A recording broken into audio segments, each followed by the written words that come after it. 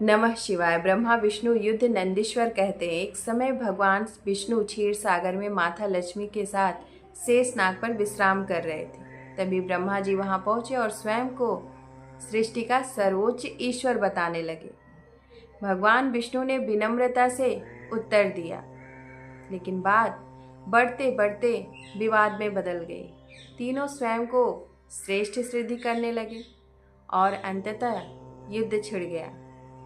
ब्रह्मा जी हंस पर सवार हुए और भगवान विष्णु गरुड़ पर। दोनों ने दिव्य अस्त्र शस्त्रों का प्रयोग किया। उनके भीषण युद्ध से तीनों लोकों में भय और अशांति फैल गई। देवता घबरा गए और भगवान शिव की शरण में पहुंचे। उन्होंने प्रार्थना की कि इस विनाशकारी युद्ध को रोकिए। शिव जी का क्या निर्णय था? भगवान शिव जी मुस्कुराए और देवताओं को आश्वस्त किया कि अब चिंता की कोई बात नहीं। जब ब्रह्मा और विष्णु महाअस्त्र चलाने वाले थे, तभी उनके बीच एक अचानक अनंत अग्निस्तंभ प्रकट हो गया। उस स्तंभ को उसका ना आदि दिखाई देता और ना ही अंत। दोनों देवता आश्चर्यचकित रह गए। युद्ध वहीं रुक गया और वे सोचने लगे कि आखिर यह अद्भुत ज्योति क्या है। ब्रह्मा जी का अहंकार भंग। भगवान विष्णु उस अग्नि स्तंभ का अंत खोजने के लिए वराह रूप धारण कर नीचे पाताल की ओर गए। ब्रह्मा जी हंस बनकर ऊपर आकाश की ओर उड़ चले। बहुत प्रयास करने के बाद भी विष्णु जी को स्तंभ का अंत नहीं मिला। वे लौट आए और सत्य स्वीकार कर लिया, लेकिन ब्रह्मा जी को भी अंत नहीं मिला।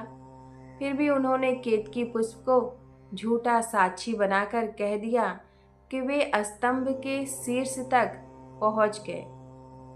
तभी भगवान शिव उस ज्योति स्तंभ से प्रकट हुए।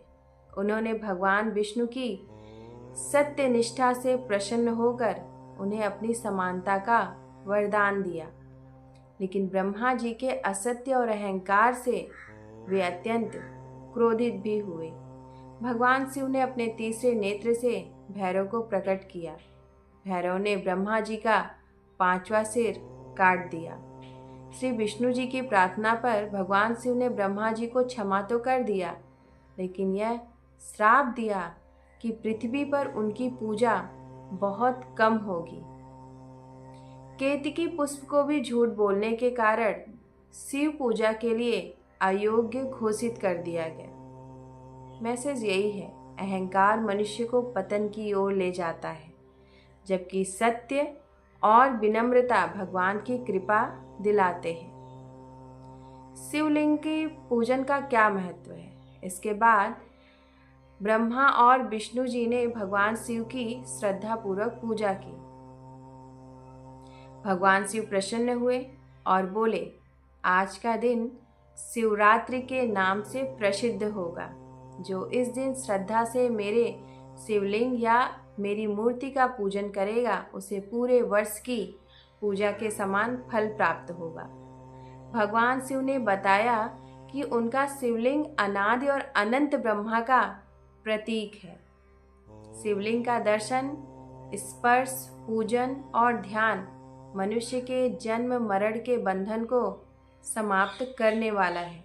उन्होंने कहा कि जहाँ यह दिव्य ज्योति प्रकट हुई, वही स्थान आगे चलकर अरुणाचल के नाम से प्रसिद्ध होगा।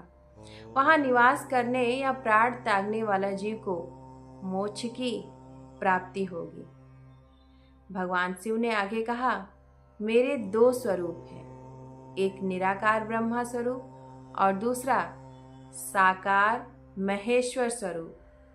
पहले शिवलिंग प्रकट होता है क्योंकि वह मेरे अनंत ब्रह्मा स्वरूप का प्रतीक है।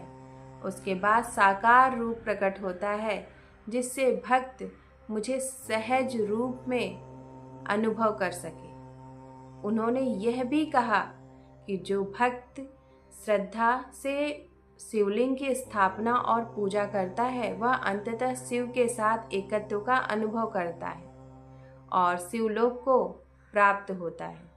अंत में भगवान शिव स्पष्ट करते हैं कि मूर्ति पूजा भी श्रेष्ठ है, लेकिन शिवलिंग की स्थापना और पूजा का आध्यात्मिक महत्व उससे भी अधिक माना गया है। अहंकार का अंत निश्चित है।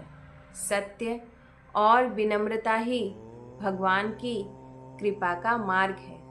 शिवलिंग अनंत ब्रह्मा का प्रतीक है। शिवरात्रि का व्रत और पूजन अत्यंत पुण्यदायक होता है। शिव की भक्ति जन्म मरण के बंधन से मुक्ति का मार्ग होती है। हर हर महादेव।